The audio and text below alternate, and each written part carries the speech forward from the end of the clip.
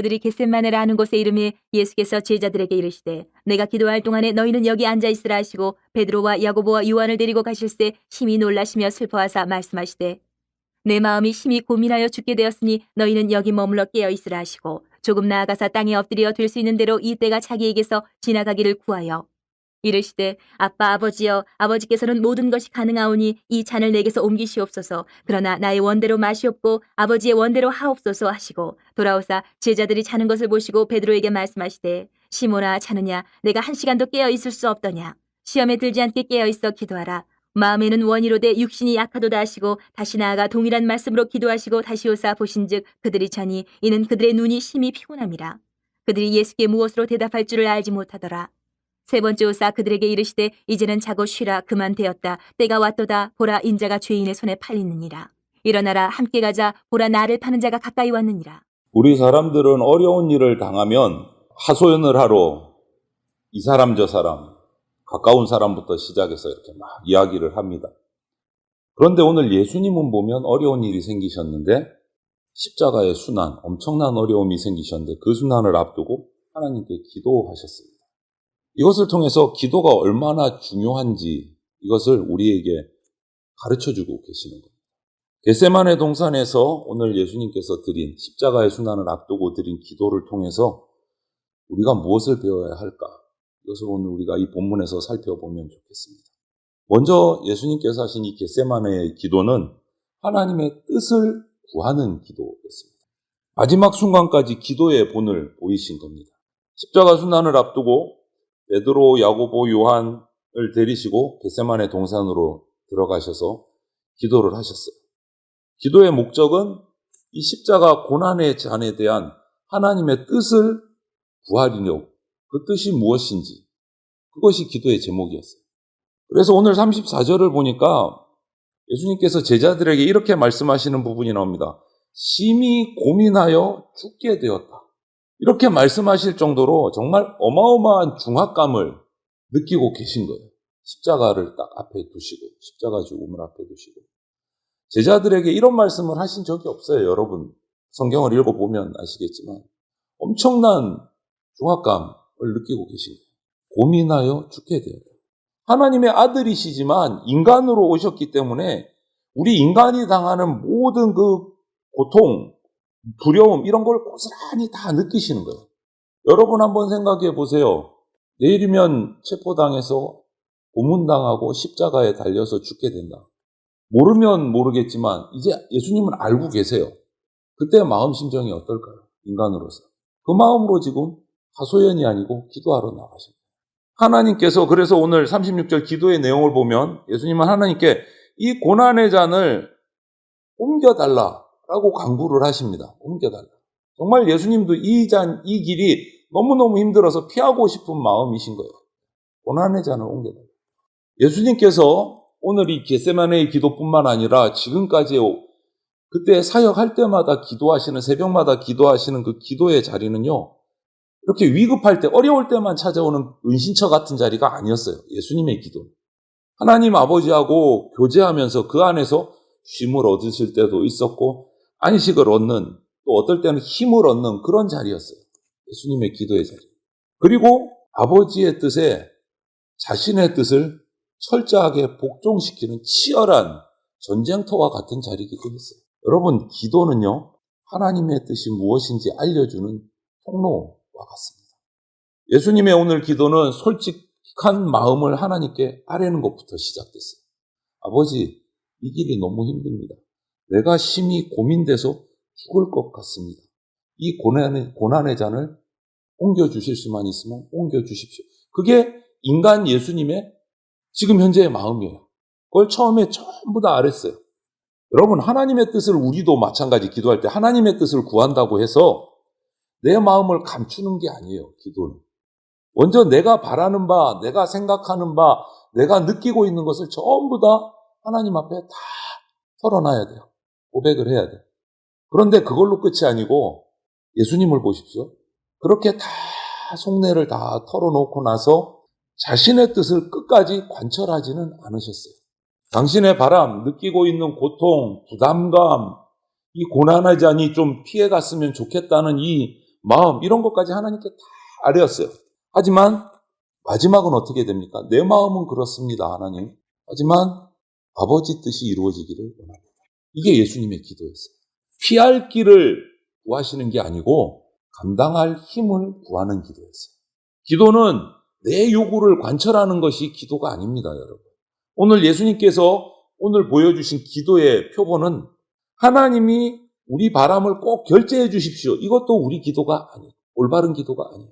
예수님의 기도는, 성숙한 기도는 내 소원을 하나님께 아뢰되 결국은 하나님의 뜻대로 해달라고 구하는 것이 성숙한 기도예요. 우리 기도가 어린아이가 부모님에게, 아빠, 엄마에게 일방적으로 때를 쓰고 고집을 부리고 자기 마음대로 해달라고 하는 그런 기도가 되어서는 안 됩니다. 이제 그 기도의 수준을 뛰어넘어야 돼요. 우리 소원, 우리 간구를 하나님께 아뢰되 궁극적으로는 하나님의 뜻을 구하는 기도가 돼요. 그래서 앞에 말씀드린 것처럼 기도는 피할 길을 구하는 것이 아니라 감당할 힘을 구하는 기도가 돼야 되고 아버지 뜻에 자기의 뜻을 철저하게 복종시키는 그러한 기도가 돼야 된다. 두 번째로 예수님의 이 겟세마네의 기도는 육신의 연약함을 이기는 기도예요. 육신의 연약함을 이기는 기도. 37절부터 42절을 보면 예수님께서 중대한 이런 기도를 하고 계셨지만 제자들을 보면 자고 있었어요. 제자들에게 말씀하셨습니다. 38절에 왜 기도해야 되는지 같이 기도하자.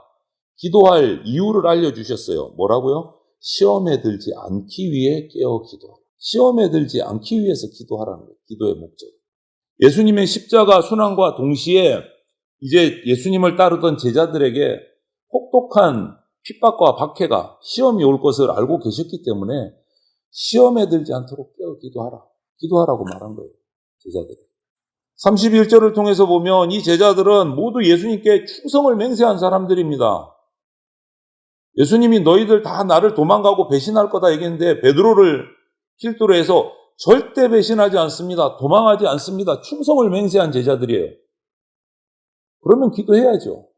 그런데 이들의 마지막 결론은 어떻게 됩니까? 예수님이 십자가에 그 고난이 시작되면서 모두 예수님을 버리고 뿔뿔이 도망하기 급급한 모습을 보였어요.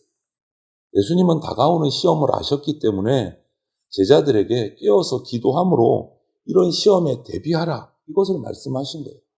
하지만 제자들은 왜 기도해야 되는지 그 이유를 제대로 알아듣지를 못했어요.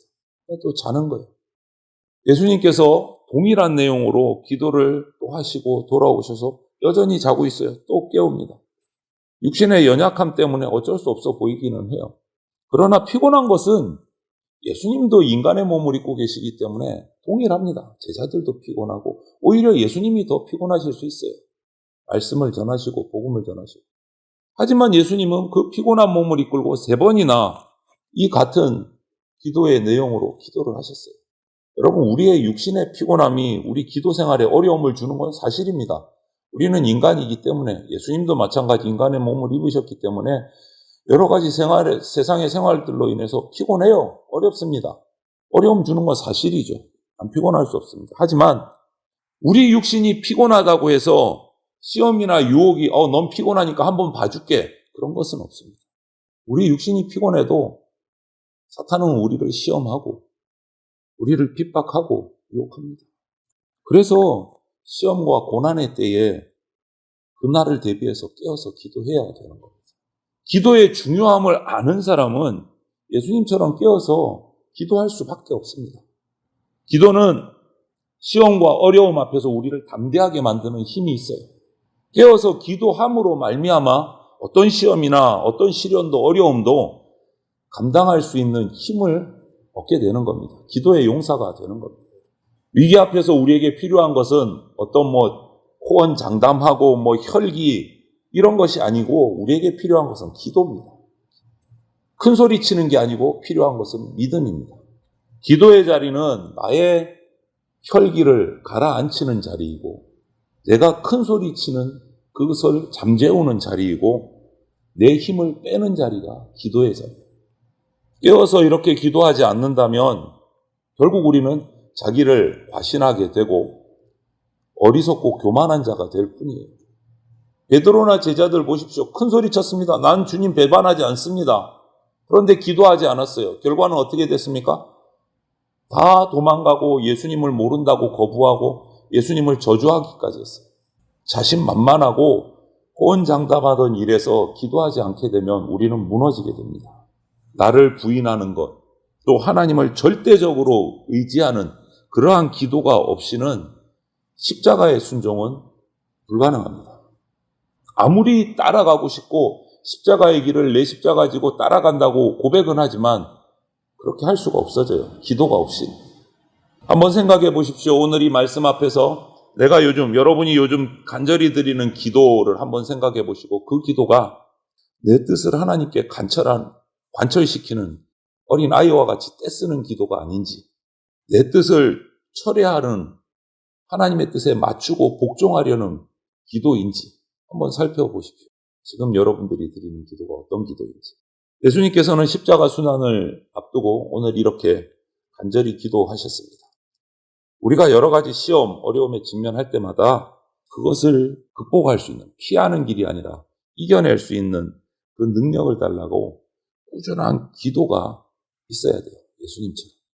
여러분, 우리 일상에서 기도가 생활화되고 습관이 되도록 합시다. 기도하면 하나님이 도우시는 은혜를 누릴 수 있습니다. 기도의 위기가 오면 그것은 곧 우리 신앙의 위기다라는 것, 빨간불 켜졌다라는 것을 기억하시고 다가오는 밤의 어둠, 죄와 고난의 또 유혹의 어둠에 삼켜지지 않도록 그렇게 되지 않기 위해서 오늘 예수님께서 우리에게 주신 말씀, 시험에 들지 않기 위해 깨어 기도하라. 나의 힘을 빼고 하나님의 뜻에 철저히 나를 복종시키는 그런 깨어있는 기도를 하는 저와 여러분들이 다 되시기를 주님의 이름으로 축원을 드립니다. 아멘.